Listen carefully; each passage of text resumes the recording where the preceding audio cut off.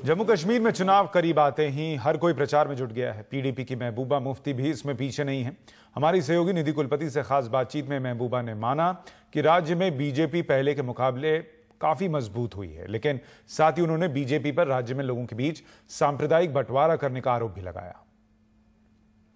अभी जो फ्लड आया उसमें गवर्नमेंट इतनी केयरलेस रही, इतनी लापरवाही कही कि सारा जो है वैली डूब गई और ये कुछ भी नहीं कर, सरकार ने कुछ नहीं किया, इसलिए लोग बहुत गुस्सा हैं। इसी नाकामी की वजह से बीजेपी जो जम्मू कश्मीर में 10 या 11 सीट से ज़्यादा कभी नहीं लेती थी, आज वो बड़े बड़े दावे कर रहे हैं, उनको एक स्पेस मिल गई।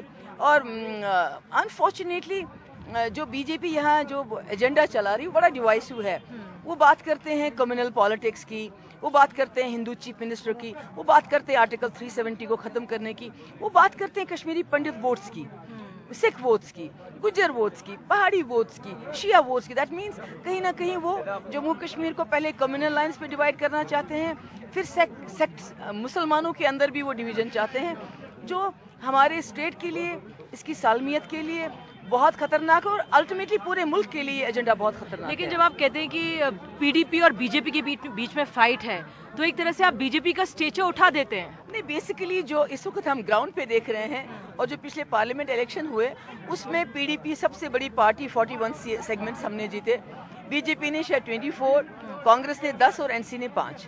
अब पिछले 5-6 महीने में और भी ज़्यादा हालत ख़राब हो गई एनसी और कांग्रेस की, जिसमें जम्मू में जिन लोगों ने बीजेपी को वोट डाला था मोदी जी को प्राइम मिनिस्टर बनाने के लिए, आज वो लोग भी समझते हैं कि जम्मू कश्मीर में जो तब्दीली आ सकती है वो पीडीपी ला सकती है, हमें उनका भी वोट मिलेगा। तो ऐसे में जो मेन अपोजिशन पार्टी हमें नज़र आ रही है, चाहे 10 सीटें ले या 15 सीटें ले, वो बीजेपी होगी। पोस्ट इलेक्शन क्या बीजेपी से अलायंस का पॉसिबिलिटी है? देखिए, मैंने पहले भी कई बार कहा कि जिस तरह पूरे मुल्क के अंदर लोग जो है एक स्टेबल गवर्नमेंट चाहते थे, एक स्टेबल लीडर चाहते थे, जो शायद पूरे मुल्क में मोदी जी की शक्ल में लोगों ने उसको माना और बीजेपी को पूरी मेजॉरिटी दी।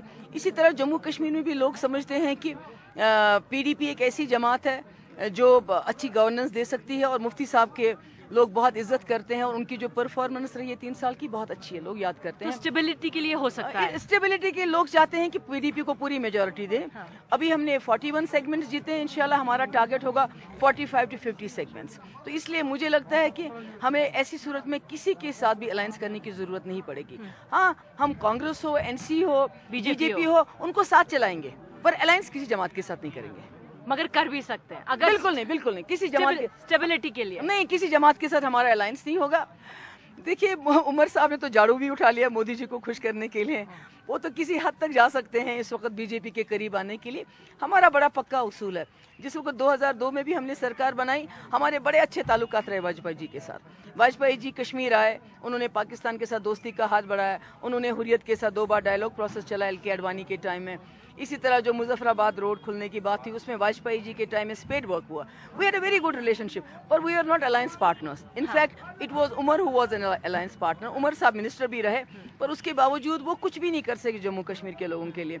इसलिए इस वक्त नेशनल कॉन्फ्रेंस के पास कोई एजेंडा नहीं है, पार्लियामेंट में उनके पास कुछ भी नहीं था। लोगों को मुलाकात हुई थी?